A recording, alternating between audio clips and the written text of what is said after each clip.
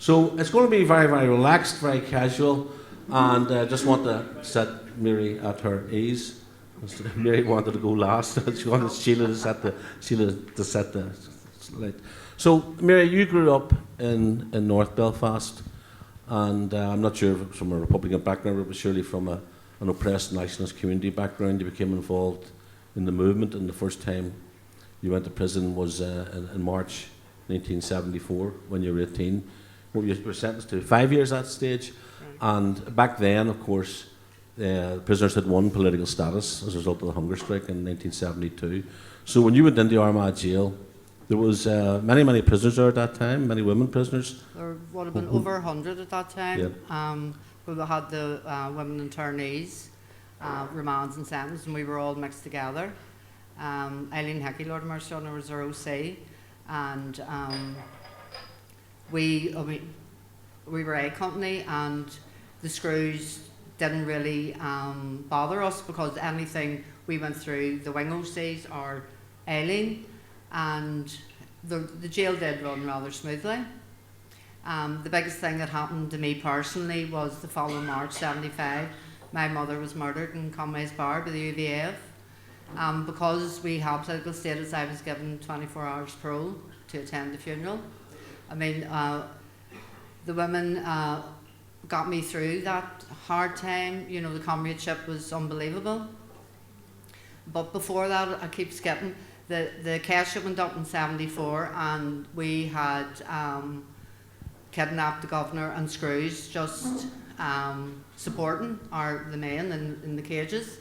So fair play, Father Murray, he was always a great, stood by us and throughout the whole all periods of the jail, and he came in and with the result spoke with the other governors and the head screws, all that none of us got a hanging, didn't get beat, because we had wrecked the jail, so we were able to go back to our cells.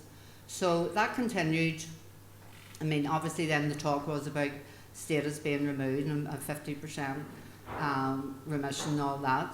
So I was released then in September 76. And you liked jail so much? I loved it. I missed them all so much. I went back in September 77. And what were you charged with then? What was the charge with? And what sentence did you get? Well, the first time was 5 years. I'd done 2.5 just because I had status. 50%. The second time, it was me and two other comrades, and the screws took great delight in telling me that things were different, that I was no longer a political prisoner, that I was now a common criminal, so I yo-ho. So we went on to... How many were on the protest at that stage? The protest then, I mean, I was on remand. Obviously, there would have been less than 30 at that stage. Yeah, most 32. Yeah. So I was on remand, and we were fighting for political status, for segregation, I beg your pardon, and there was a few loyalists and ordinary prisoners on the wing. So it was wee stupid things to try and say. When they went in the association room, we went in and turned the TV around, and they done the opposite with us. So it ended up that we did more or less. We got, they had a time to watch the TV in the association room, and as we did. So then I was sentenced, and then because we were on a no work protest, which meant we were on locked up just during the working day, which was from 9 to 4:30 or something. We got out then for our tea. So we still maintained our own cells and done all that. But see, then there was the talk, there was always great communications with Mairead Farrell was OC at the time, and with Brenton Hughes was the OC of the blocks. And the men obviously had been on the blanket protest for a number of years, and there was talk then that during that whole summer that what's next. So obviously, well, not obviously, but the conclusion was the only other thing was a hunger strike. So we had talked about it long and hard. I mean, I'm jumping again. we were on the no Well, work go- protest then, sorry, So February 1980 then. tell us happened. about what happened then. Well, that was just an ordinary day, and lunchtime, and we have 3 wings, and you could look right down, you know, the suicide wire, and obviously we weren't allowed parcels or anything, so we relied on prison food. So we were going down to get our lunch. Now, I was actually on the first floor, and looking down. Some of the women were already on the floor, down the stairs, just ready to get their food, and some were up above. And the next thing, male and female screws come out of this part of the, what do you call that, and the connecting corridor, and right here and all. And we were going, sweet Jesus, what's going on? And they were just literally throwing bodies about. And Mairead was OC, and Mairead was demanding to speak to George Scott. He was the governor, what the hell's going on, blah, blah. And they said they were doing a general raid. So there was total confusion, panic, what the hell's going on. I was running over because there was a cell over from me. The 2 girls from Derry were at court that day. So I went over, I knew where they kept their wee smuggled comms and that. I went over to get that, you know, so they wouldn't be got. So eventually we were put into 2 different association rooms, and they went and we didn't have much in the cells, very few, a couple of personal photos, because we were only allowed 1 letter a month, things like that, you know, because we were on the no work protest. So they went and they wrecked every cell, personal letters, photos were ripped to bits.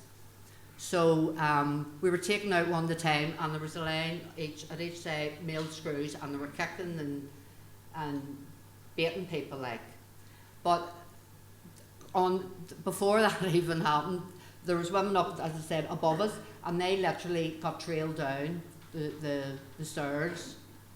And I was Eilish, and I'm not sure, was Anne-Marie one of them? Anne-Marie. Yeah. So we were then put back eventually into our cells. We hadn't been fed or allowed to go to bathrooms or anything. And they came with sandwiches and threw them in. Now most was 2 days a cell, and you had 1 chamber pot or a pull, whatever you like to call it, and it only holds so much. So we were pressing buzzers. Mairead was demanding to speak to the screws and all that. Sheila was adjutant at the time, and she was doing likewise. And they just weren't listening. So we started emptying the contents of the chamber pots under the door. So they came and brushed them back in again. So this went on for a day or 2. And then because we were still entitled to supposed to be your hour a day exercise. So they came and they opened 4 cells, they left 4 people out. And they initially run to the bathroom. And I think a couple did get going, and then when the screws realised what was happening, they locked them. So that's how the no wash started in Arma. It wasn't planned, it was forced upon us. And Well, during the no wash, how difficult was it? I had remembered, because we were only on the no work, we still got association, which meant you could watch the news. And not long before that, it was the first time they allowed a film crew into the blocks. Now, you were writing to different people and hearing stories. You grew up with Bobby Sands, you knew Bobby. Well, yes, well, we went to the same school. But actually witness it, and you seen the cameras going in, and I'm watching the news, and I didn't even realise the tears were tripping me. You know, hearing about it and seeing it was entirely different. And I remembered thinking to myself, how are them men doing that? I could never do that.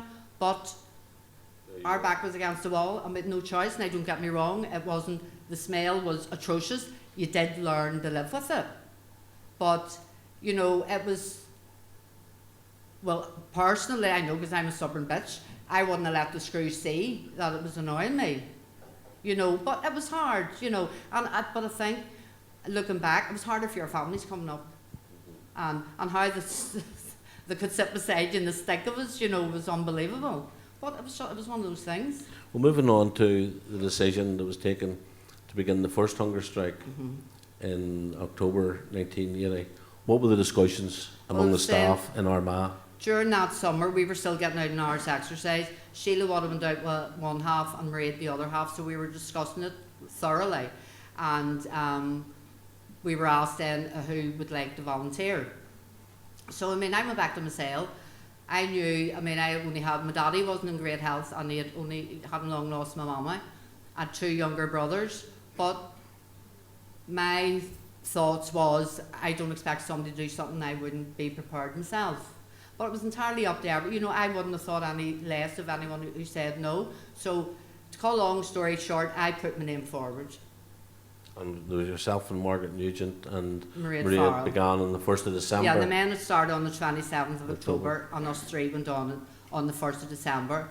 Now, the fortunate thing, the 3 of us were put in a double cell together, which was great for morale and looking after one another as such, you know. So we were there, we had a letter campaign going on. We were smuggling out letters to all over the world, and anyone that would listen to letters, people know what was happening in the jails at that time because of censorship and everything like that. So we kept ourselves busy every day. Now, as I've already said, prison food's notoriously cold, very little and horrible. But all of a sudden, there was piping hot plates of food left in our cell all day, all night. You know, did they think, you know, that was going to, you know, it was so childish. But so this is what we've done. Then it was about the 2nd week, they moved us to another part of the jail, another double cell, what they called the prison wing. And although the unfortunate that you had to have a bath before you were allowed to go over there, so we agreed we would have to. And I mean, all of us had long hair at that time when we were stinking, you know what I mean? We were on it from February, this was December. So we had always talked about, like, me girls talk, oh, I can't wait to wash my hair, and but we had hardly the energy, you know, it took the whole goodness out of it. But anyway, we got onto the wing, onto the prison wing, and we had a wee smuggled radio that we only listened to at night to hear the news when the screws went off the wing.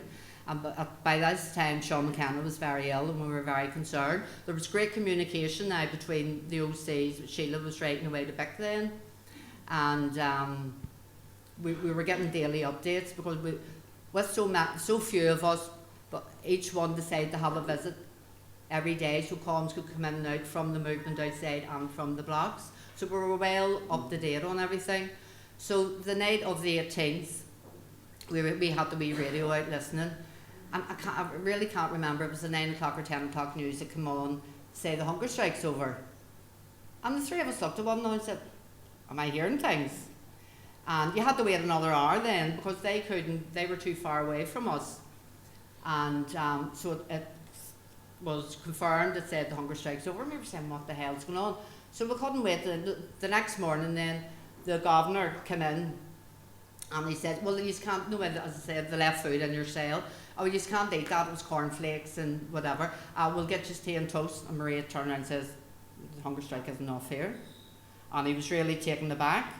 So we were still allowed our hours exercise and we had to walk through where the rest of the women were. So Maria had asked to get in to have a yarn with Sheila. And maybe Sheila should take up that part. Well, whenever Maria went on hunger strike, you took over as the OC of the women prisoners in Armagh.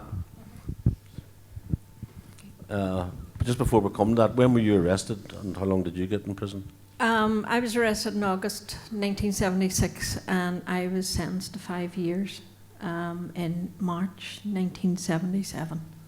So you were the OC during the period of the hunger strike? Yeah. And how challenging did you find that?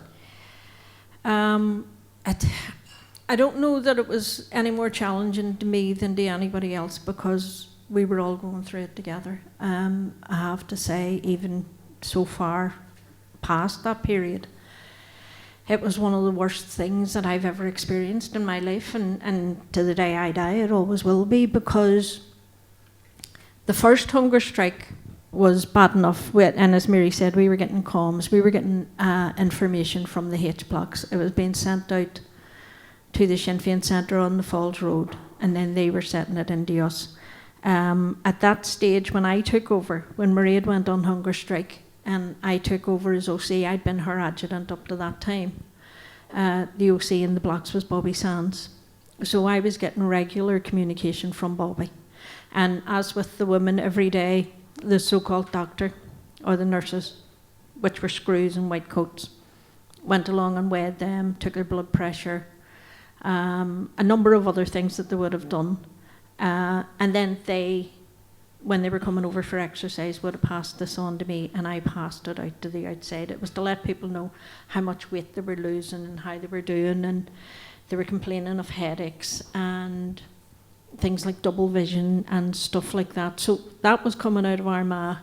The same sort of information was coming out of the H blocks about the men. And one of the things, and I always say this to people, and I've never had an explanation for it, because when they come over, we'd went out for exercise at the same time as them, and I'd walked around the yard for a wee bit with Mairead, not for very much, because they were weak, they were losing weight and they were losing energy. And I've always remembered that there was a distinct smell of her breath. It wasn't a bad smell, it was a sweet smell. And I always wondered, was that the body beginning to break down? I'm not sure, I've never had a full explanation for it. But as we were sending the stuff out to the centre on the Falls Road, they were sending us back in information. And I remember that Sean McKenna was in a perilous condition. He was the worst of the 7 men on the hunger strike. And we were basically, and it wasn't just me, because if I was getting the information, I was sharing it with the other women. You don't keep stuff like that to yourself, because we were a company, we were a group, like very, very close. So everybody knew this situation was happening. And my cellmate at the time was Eileen Morgan from Newry, and she knew Sean personally. You find that with all of the hunger strikers, even the first and the second hunger strike, you found, although we didn't have a big number in Armagh, you knew them. Somebody knew them. So Eileen knew Sean, and obviously she knew the situation with him. And then on the 18th, and as Mary says, they had a smuggled radio. I had a smuggled radio too.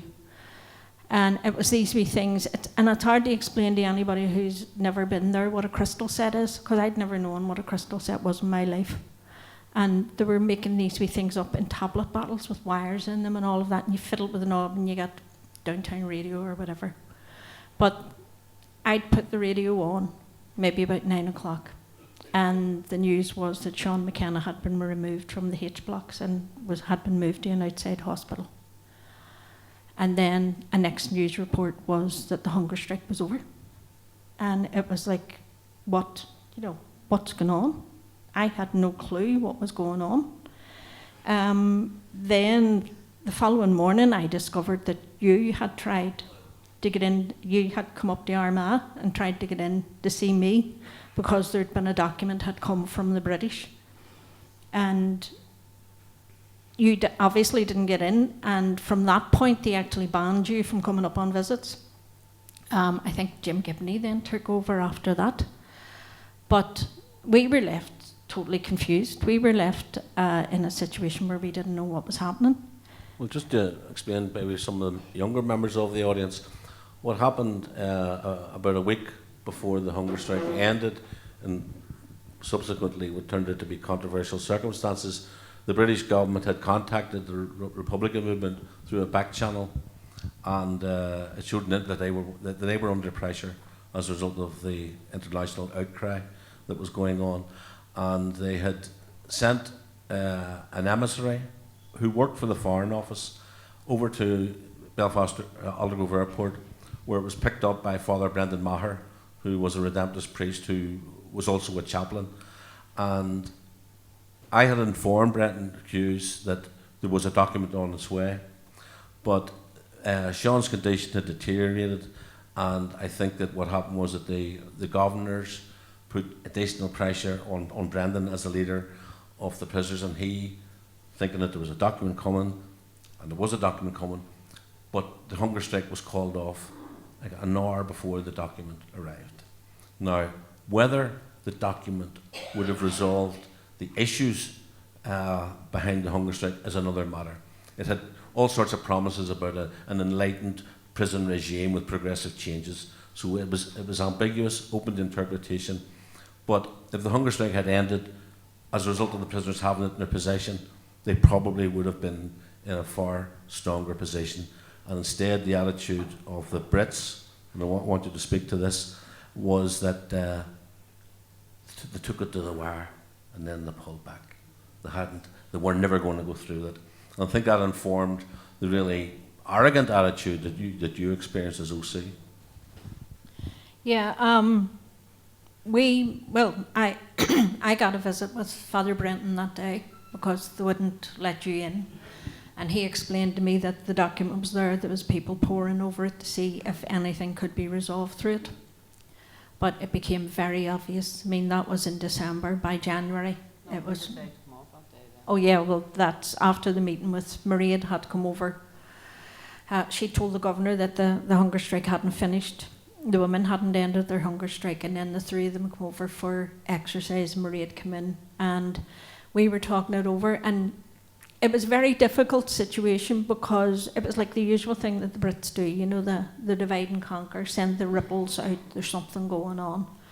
And we're talking about the fact that 3 women are still on hunger strike in Arma, and some people would look at it as if we'd been left out of the loop, or that there was a division between the women and the men. So the only conclusion we could come to was to end the hunger strike in Arma, and it was that afternoon. It was the afternoon of the 19th of December that the women came off. And did you notice any? What was the attitude of the prison administration? Very strict, very intransigent. Their attitude was they kind of had the attitude, we broke the bastards. There was no kind of, oh, this is great, you know, there's no lives lost or any kind of flexibility. It was just back to square one and waiting to see what the next steps were going to be. Well, when Maria recovered, she came back and returned as OC? No. No? No, I remained OC until I was released in August of 1981. Oh, and then she took over yeah. as OC. So, as a result of the British intransigence, they had the opportunity to resolve the hunger strike. They could have easily tweaked prison rules because, I mean, 24 hours after the second hunger strike ended, the prisoners were given their own clothes, which was the whole symbol of criminalisation, although there was much more to it than that. So, I mean, I was in correspondence with Bobby at that stage, and Bobby wanted to trigger a second hunger strike, and we were saying, look, people are exhausted, they've been through this for 53 days, try and work, see if you can work this system, and he did. And it was very frustrating. Men reported that they were coming off the protest, they shaved, they showered, they were put into cells, and families were encouraged to bring their clothes up on a Friday. Because at 4 o'clock on a Friday, all prison work ends, and at that stage, you're in your own clothes for the weekend, and the screws wouldn't allow the prisoners their clothes at 4 o'clock on that Friday. And that would have been enough to, because once the prisoners got their clothes, they were never taking them off again, and that would have broken the uniform aspect of it. So, when being faced with the second hunger strike, and you were kept in the loop, you knew that it was beginning on the 1st of March, and you knew the strategy, it was going to be staggered. But you had very limited numbers. I mean, in the blocks, they had a pool of maybe 400 or 500 men, with, initially 50 people volunteering for hunger strike. But you, with your small numbers, how did you both cope with that challenge of participating or not participating in the second hunger strike? Well, I initially put my name down again for the second hunger strike, and then the more I thought on it, and it's something I've lived with since it, that I thought about the relief of seeing on my father's face when the first hunger strike, and I says, can I put him through that again? And I did not go on the first hunger strike thinking, oh, give it a couple of weeks and we'll get everything and that's grand, I knew that there was a strong possibility I could have died. But I just couldn't then put him through, and my brothers, for that matter, put them through that again. Now, and it wrecked me. It near broke me that, you know, I had to say no. I had said initially yes, and then I said no. And then there was another one or two changed their minds too. And then it was, you have to understand too, the small numbers, and not every, some of the they weren't women, they were we were all wee girls now. I know all this PC now, but we were wee girls. And some of them were Diplock courts, you know, the signed statements, God love them, they were in nothing. You know, so how could you expect somebody that was never in anything, that shouldn't even have been in jail? It was just what was going on. And so it was decided then that there wouldn't be a second hunger strike in Arma. So both of you got out, I think, around early August, 3 days before Tom McElwee died, and then you got involved in the H Block campaign and travelled the world. Maria, I think Maria got out in '86, was it? Maria Farrell, your OC, and then Maria was killed on active service in Gibraltar in 1988. And how did you cope with that? Well, obviously it wasn't easy, because we tend, even to this day, most of the women who have been through that tend to keep in contact with each other, meet and see each other for years, but we know, we know how everybody is, we know how, the ones in Belfast probably have more contact with each other, but then Belfast and Derry would have been the bigger group, and there'd been a closeness there, so when Maria got killed, it was a shock to all of the women. I mean, if you seen the amount that turned up at her wake and at her funeral, I think to this day it's still probably a bit of a shock. It's not a shock that she returned to doing what she was doing, because there was no denying, she actually stated it herself, that when she got out she was returning to active service. She had said that. So there was no shock that she had returned to active service, but it's like any loss, anybody who loses someone, it is a shock, and it's heartbreaking, and there's a grief that comes with it that stays with you. Not all family are blood. You know, that we all, and here we fight like sisters and everything else, you know, but I mean, as the film, you know, A Kind of Sisterhood, which Liz McKee named, very, appropriately named, it is like a sisterhood. I mean, there was 4 of us went over then. What anniversary was that? Maria and Dan and Sean, 25th anniversary, we went over. And that was a horrible, horrible experience. Like, we couldn't wait to get out of it, but we were only went in for the day, like. And we had planted flowers, or left flowers, and Easter lilies, but we'll put them, and we walked away for 5 minutes and go back and they were all gone, because we were getting followed, you know. It's horrendous what goes on. But we were so proud too, do you know what I mean? And there's her and all of them, and not just women, men, that will never be forgotten, you know.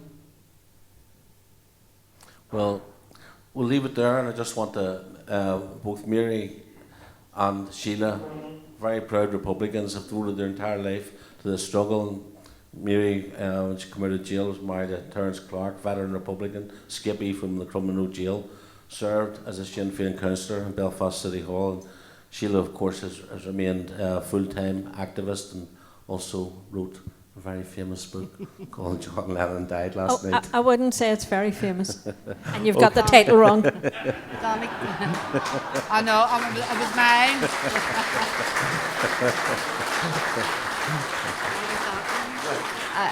On a more serious note, can I just add, I know what we went through, and women in general, but what I would like to say is that the women have always been the backbone of the struggle, but it's the women that you don't hear about.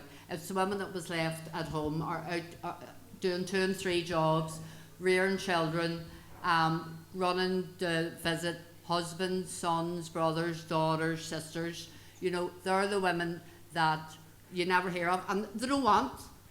Probably a lot of them are gone now, but I think there isn't enough credit, or, you know, and I know they don't want it, because I know a few personally, and they'll go, give them a headpiece. That's what we're there for, you know. But they're the heroes in my eyes.